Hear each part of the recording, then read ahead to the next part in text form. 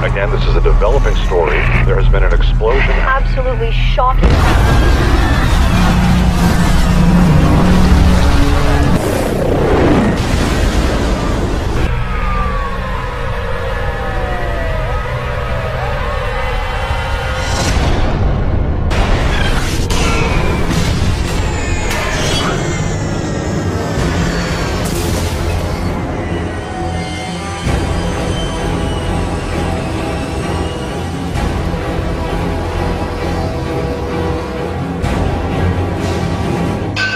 The violent shaking caught on security camera began around 8 Wednesday night. The deadly quake toppled shelves and leveled roofs.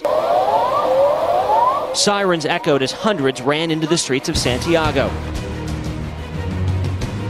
Dozens of smaller aftershocks rattled the country throughout the night after the initial 8.3 magnitude quake. Y el agua ha subido hasta la propia avenida. Tsunami waves caused flooding along the Chilean coast. What's left of these buildings in the seaside town of Los Villos shows the extent of the destruction. The latest eruption of Mount Sinabung sent a cloud of ash 3 kilometers into the air. Monitoring staff say it was one of the biggest since the volcano became active again in 2010. An eruption in February last year killed 11 people. Another blast in June forced the evacuation of more than 2,500 living nearby.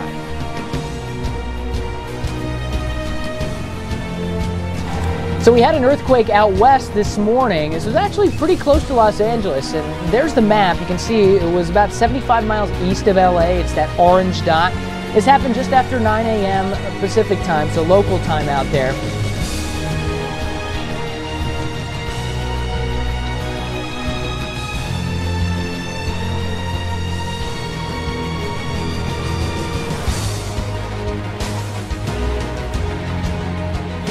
All right, this morning, tsunamis threaten areas from Chile to Southern California after a deadly and powerful earthquake.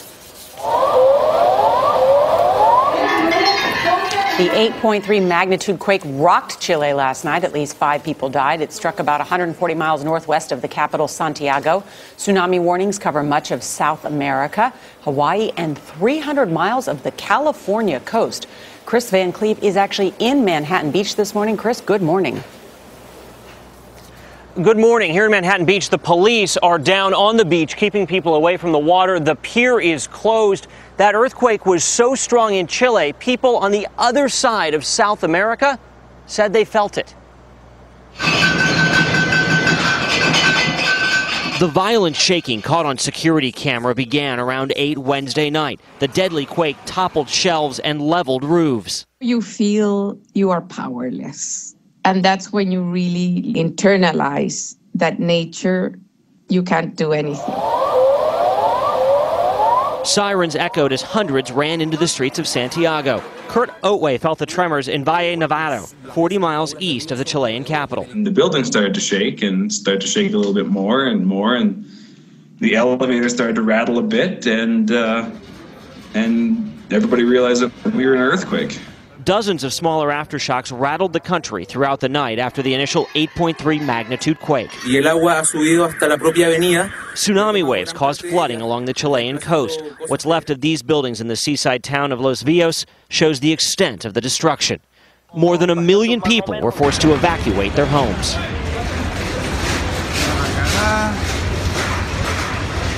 Aquí estamos en el Muelle Prat.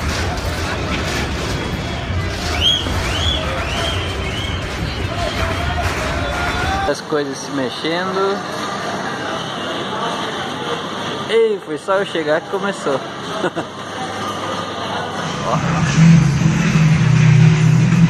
¡Gente! Estamos grabando Cable a Tierra. Es un temblor, hay que mantener la calma. Los llamamos en sus casas a mantener la calma. Estamos viendo justamente las imágenes en Américo Vespucio con Recoleta, cuando son las 7 de la tarde con 56 minutos. Apreciar el movimiento. ¿Cómo va entrando? Ese es un tsunami en vivo, Marcelo, ¿no? Absolutamente. Hay que entender de que un río, el cauce de un río, en este caso el Marcamarga, el agua va hacia el poniente. Oh, está temblando.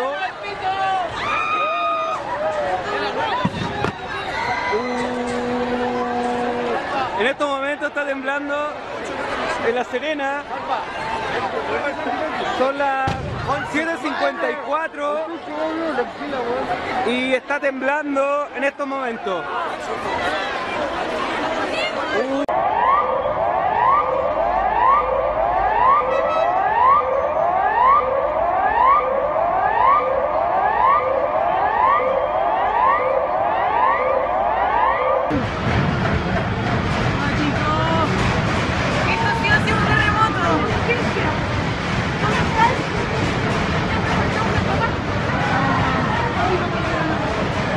Again, the powerful quake rattled Chile's capital, causing buildings to sway, sending people running into the streets.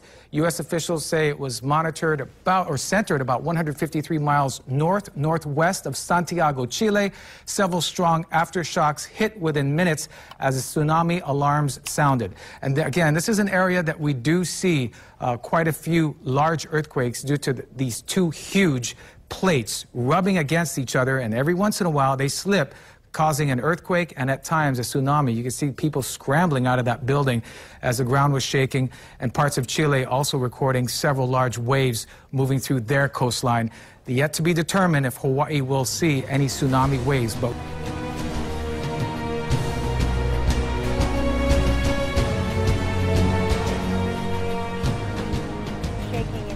this morning, a 4.0 earthquake hit that area. I'm Virginia Cha. And I'm Jason Martinez. This is about 8 miles southeast of Big Bear Lake, about 9:10 this morning. Let's go right to 10 News reporter Melissa Messiha in the live center now with reaction from those who felt it.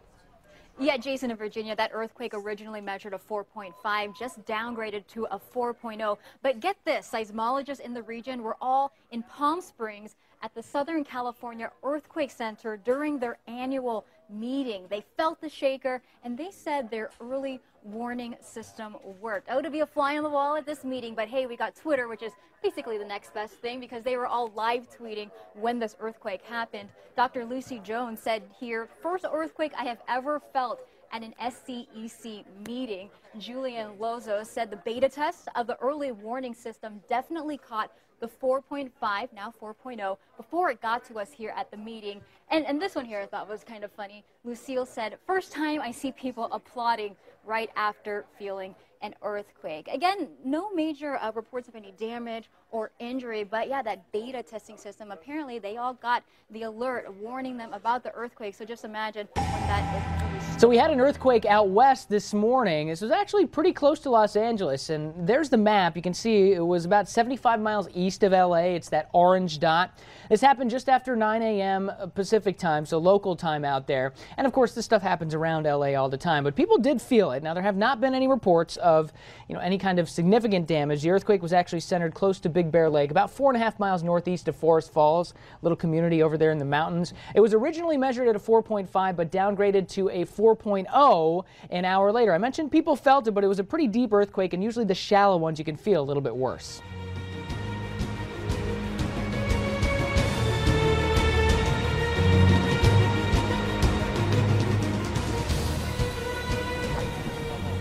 The latest eruption of Mount Cinnabung sent a cloud of ash 3 kilometres into the air. Monitoring staff say it was one of the biggest since the volcano became active again in 2010. An eruption in February last year killed 11 people. Another blast in June forced the evacuation of more than 2,500 living nearby. Indonesia's National Disaster Mitigation Agency says volcanic activity has now reached dangerous levels. Cinnabung is one of nearly 130 active volcanoes in Indonesia. Officials are now watching carefully to see just how active it becomes.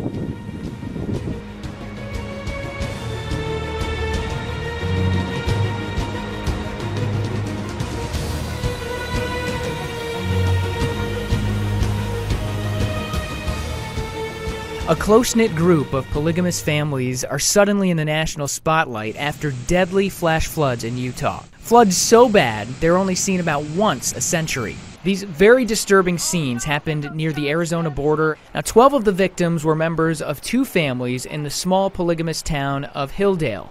Heavy rain sent a wall of water gushing from the canyons and washing away their 2 vehicles. The same flash floods killed at least 6 people in nearby Zion National Park.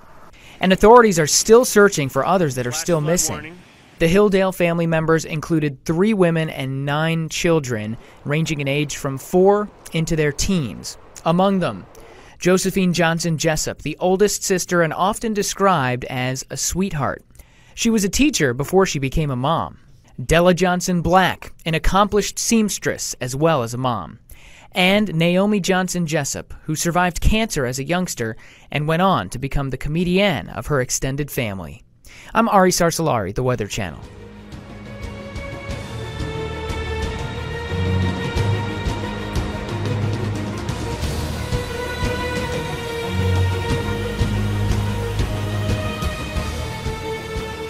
Hours-long deluge on Tuesday sent water gushing down Convoy Street in Kearny Mesa, had people wading through many rivers in Mission Beach, and for some property owners, may have just drowned their heart. Oh, it's done. It's totaled. This flooded new Lamborghini never made it out of the garage Wednesday across San Diego. Ronnie DeHart is making house calls. All over the ceiling in here, same thing on this area and this area again. Over a dozen of them, 15 to 20, he says, all day. Floor is getting damaged, carpets, everything that's on the floor. At a multi-million-dollar home in Del Mar, damaged the first time around by heavy rain in July, hit again Tuesday. Today, he's using thermal imaging to seek out moisture left behind before making all those repairs. Hours earlier, he was at the mall, the high-end stores at Fashion Valley, cleaning up after another rare summer storm. It's too much water for the drain again to handle, or it was clogged or dirty, and then all the drain water are overflowing and going inside the stores in the mall. And DeHart says flooding and water damage, as you would imagine, some of the worst damage that he sees. He says he estimates the repairs to that house that you saw in Del Mar, that multi-million-dollar house, could be up to $10,000.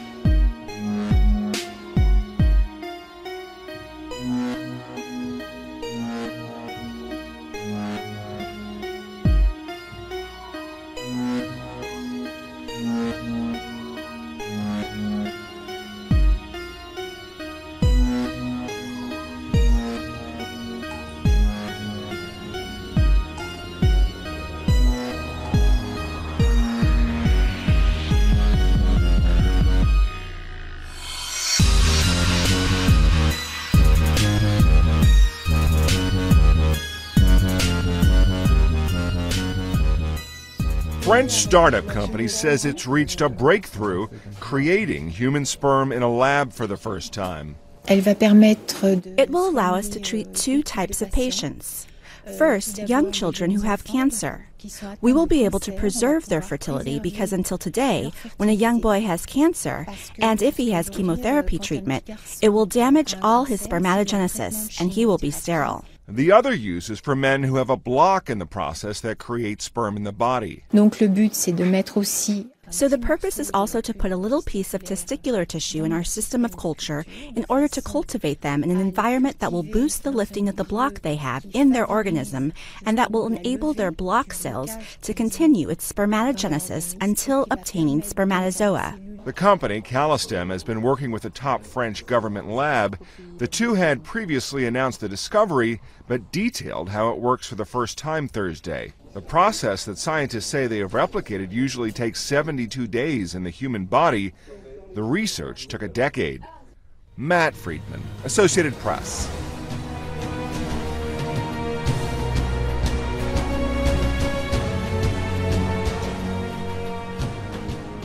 Nationwide salmonella outbreak linked to cucumbers is growing. The Centers for Disease Control and Prevention investigation identified vegetables from Mexico as a likely source. So far, 2 people died, more than 400 have gotten sick. Nearly 1 out of every 4 ends up in the hospital. A person infected with salmonella usually has fever, abdominal cramps, and diarrhea for about 4 to 7 days. Most people recover without treatment. The recalled cucumbers were sold between August 1st and September 3rd in 31 states, including Ohio, Kentucky, and Indiana. Kids under 5, older adults, and people with weakened immune systems are more likely to have complications from salmonella. The CDC says more than half of those sickened are under 18 years old.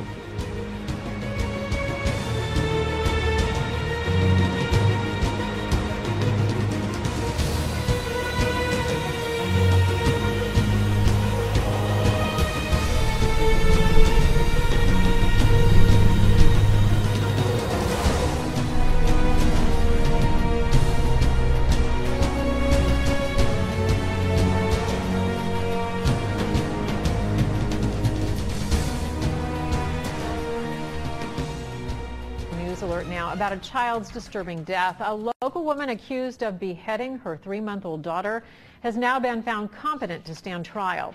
Deasia Watkins was arrested in March after her daughter Janiyah was found in a relative's home in College Hill.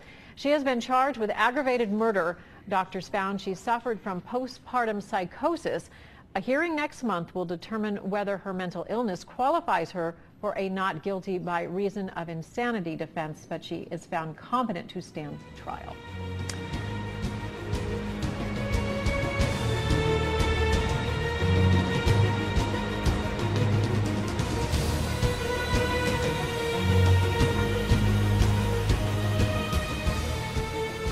We have some news just into CNN. More than 100 people, most of them children, have been hospitalized after a fire at a flower shop in East China. These pictures are just into us. According to Zhenshao news agency, a kindergarten class was underway on the 2nd floor of this building. All of the students were rescued, but many of them were injured. Now, several of them, as you see here, were even dropped from the windows to people waiting below, everyone trying to save these kids. That fire, we understand, has been put out. It is unclear how it began.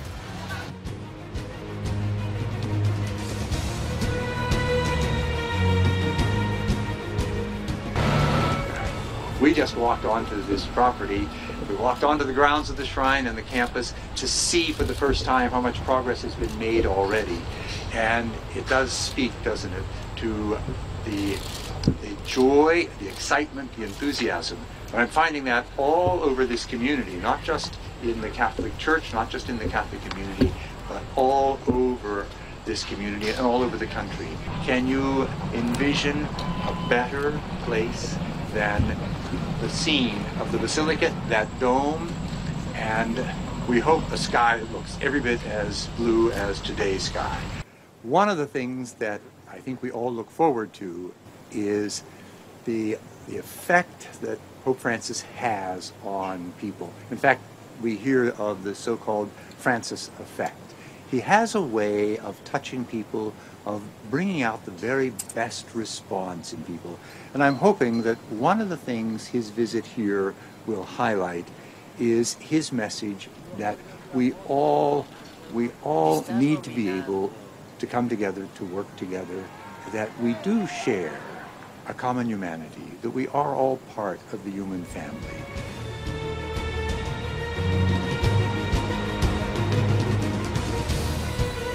A lot of water, in fact, some up to people's doors or homes in St. Lucie County, as people in one particular community hope that that water starts to subside. News Channel 5's Alyssa Hyman joins us now live with more tonight. Alyssa? Well, several of the streets are still underwater out here tonight. If you can see where I'm standing, it's about ankle deep, maybe even deeper. We're out here at the Holiday Out community just off South Ocean Drive on Hutchinson Island. And right now, as you can see, with flooding like this, the biggest problem is just getting around.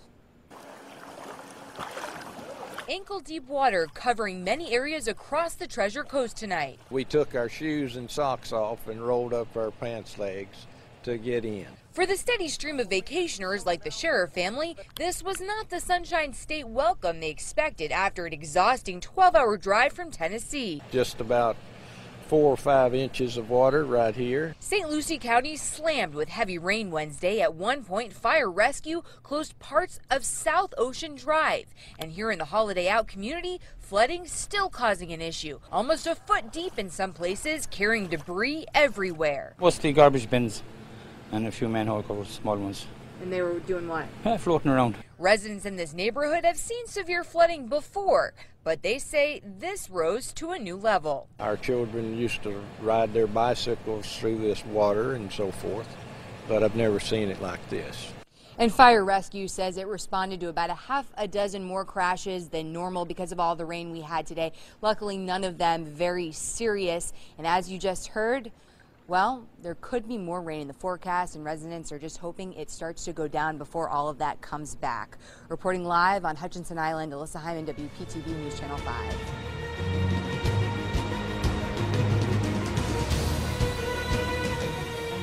Breaking news right now at 5, a rough ride home for some kids in Odessa. Good evening and thanks for joining us. I'm Wendy Ryan. And I'm Brendan McLaughlin. Tonight in for Jameson Euler. That school bus drove right into a pond and overturned. It happened at 9 Eagles Drive and Kings Mill Place in Odessa. The bus full of children from Bryant Elementary School. We're taking action for you now with team coverage. And we begin with ABC Action News reporter Michael Paluska live on the scene right now. Michael, is everyone okay? Brendan, that's the good news. We've just learned 27 students from Mary Bryant Elementary School are fine. They were pulled off the bus about an hour and a half ago. We're going to show you the path of destruction. The bus took out a metal signpost and then came down, and it actually hit the top of this tree branch and then careened all the way down into the pond. They've just removed the bus. They're taking it to collect evidence. Let's show you some video we shot a short time ago of the bus in the water. Apparently, the back emergency hatch of the bus popped open. That is how a majority of those 27 kids were able to make it out and get to safety, along with a number of deputies jumping in to help them. What we've learned right now is that investigators are talking to the bus driver, trying to figure out exactly what happened. We spoke to that bus driver's wife. She told us that he called her and he said that the brakes went out. As we've been reporting all day today, it's an extremely old bus, has nearly 300,000 miles on it. We spoke to the school public information officer. She sort of described to us what the next steps in this investigation will be. Relatively new bus driver for us, but has experience driving buses, so we're pulling all the records now. And parents we spoke to were rushing to the scene. They were terrified, trying to figure out exactly what happened. We're going to try to get more information from police as they take the bus in to process it for evidence. It appears that they were looking at the front wheel and really checking that area out. As we mentioned, it is an older bus, so we'll figure out if this was a mechanical or if something else happened. But people on scene saying the bus driver was a hero. We're live here in Hillsborough County tonight. Michael Paluska, ABC Action News. Michael, thank you. Meanwhile, our team coverage continues right now with ABC Action News reporter Lauren Rosella. She is live also on scene in Odessa with the latest. And Lauren, I know you've been talking to some kids out there who have pulled each other to safety, right? Such amazing stories of heroics out here. Again, guys, such amazing stories of heroics out here tonight. I couldn't believe just talking and hearing some of the stories out here. We had first responders that were going into these cars. They were into the bus. They were sweeping underneath every seat to make sure that no children were missing. But we also saw a child that was getting into the car. His socks were wet and dirty, and he told us that he managed to pull several of his friends out of the bus just to make sure that they were okay. But he also recounted the terrifying moments when he says the bus hit a tree and plunged into the pond. Here's what he had to say.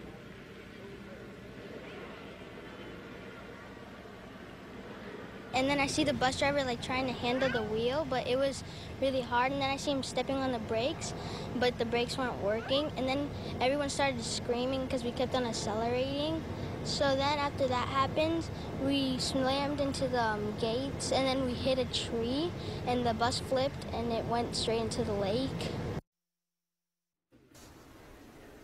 Parents out here telling us they can't even imagine what these children have been through, what they experienced. I mean, these were elementary school kids, young children, all working to save each other. And the bus driver also being called a hero tonight, making sure that he stayed on the bus, checked on the conditions of all the children, and managed to help get them out, in addition to first responders. Now, the bus out here is out of the water now, as we've been showing you. We also have some kids that are here behind the police tape. Unclear if these are the students that were on the bus, but we've had several parents out here coming to pick their kids heads up, make sure they're okay. But ultimately, no injuries, no serious injuries whatsoever. The bus driver and all 27 children aboard this bus accounted for. Reporting live, Lauren Rosella, ABC Action News.